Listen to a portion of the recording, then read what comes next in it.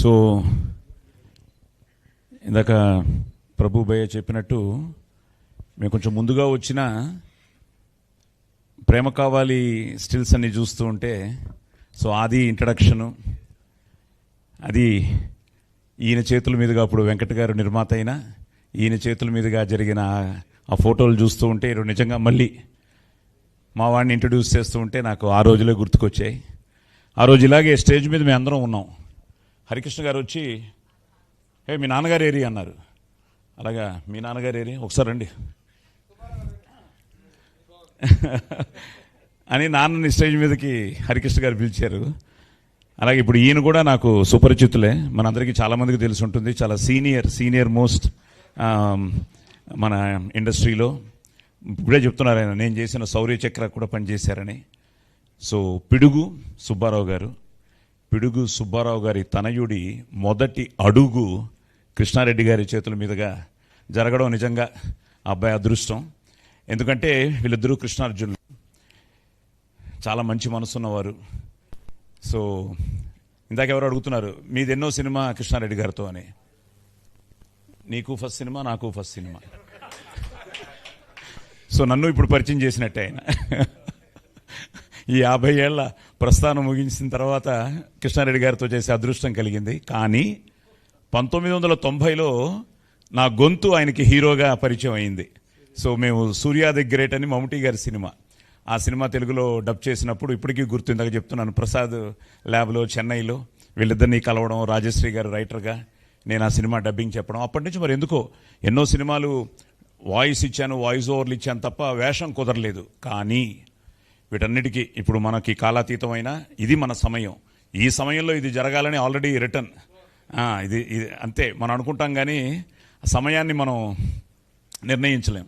So సమయం మనల్ని నిర్ణయిస్తుంది. సో ఇది మన సమయం, ఈ సమయంలో మనందరం కలవాలి, మీతో ముచ్చటించాలన్నది.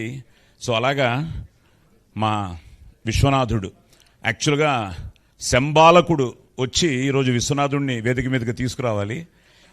లేట్ అవ్వడం వల్ల, వాడికి ఏదో స్కూల్ ఫంక్షన్ ఉండడం వల్ల శంబాలకుడు మిస్ అయ్యాడు. కానీ విశ్వనాథుడిని నేను వేదిక మీదకి ఆహ్వానించడం చాలా ఆనందంగా ఉంది. ఎందుకంటే వాళ్ళ నాన్నగారి మనసులో ఎలా ఉంటుందో తెలుసు, అతని మనసులో ఎలా ఉంటుంది. ప్రేమ కావాలి రోజున నేను ఇలాగే ఉన్నాను.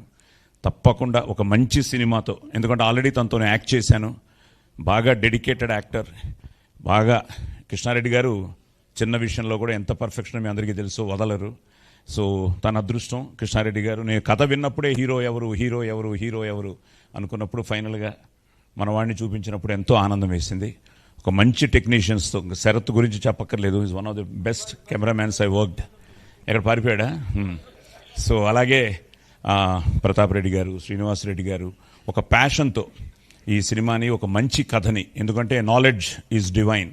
సో నాలెడ్జ్ అన్న దాన్ని అండర్లైన్ చేస్తూ ఇంకా ఆయన స్టైల్లో పక్కా, ఎందుకంటే సాంగ్స్ విన్నాను, ఆల్రెడీ సీన్స్ యాక్ట్ చేశాను, యాక్షన్లో ఉన్నాను. మన అరకులో ఒక అద్భుతమైన షెడ్యూల్ జరిగింది. సో చాలా బాగా వస్తోంది ఈ సినిమా. సో తనకి మళ్ళీ ఒక మంచి టేక్ ఆఫ్ అయ్యి, ఇందాకేదో మెగాస్టార్ ఫంక్షన్ వల్ల లేట్ అయిందన్నాడు, నువ్వు ఫ్యూచర్ స్టార్ అయ్యి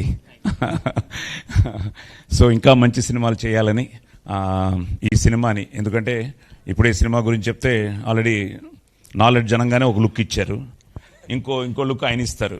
సో తప్పకుండా ఒక మంచి సినిమా, కుటుంబ సమేతంగా చూడదగ్గ సినిమా, ఒక మంచి కంటెంట్ ఉన్న సినిమా, చాలా కొత్తగా ఉండే సినిమా. ఎందుకంటే నాగరికత అవసరం, కానీ మనం మన ఆధునికతను మర్చిపోకూడదు. సో మోడర్నైజేషన్ కావాలి, కానీ మనం మన సివిలైజేషన్ని మర్చిపోకూడదు అని దాన్ని చాలా బాగా ఒక కమర్షియల్గా, ఒక మంచి క్యాస్టింగ్తో, మంచి టెక్నీషియన్స్తో అద్భుతంగా జరుగుతున్న సినిమా మా వేదవ్యాస్.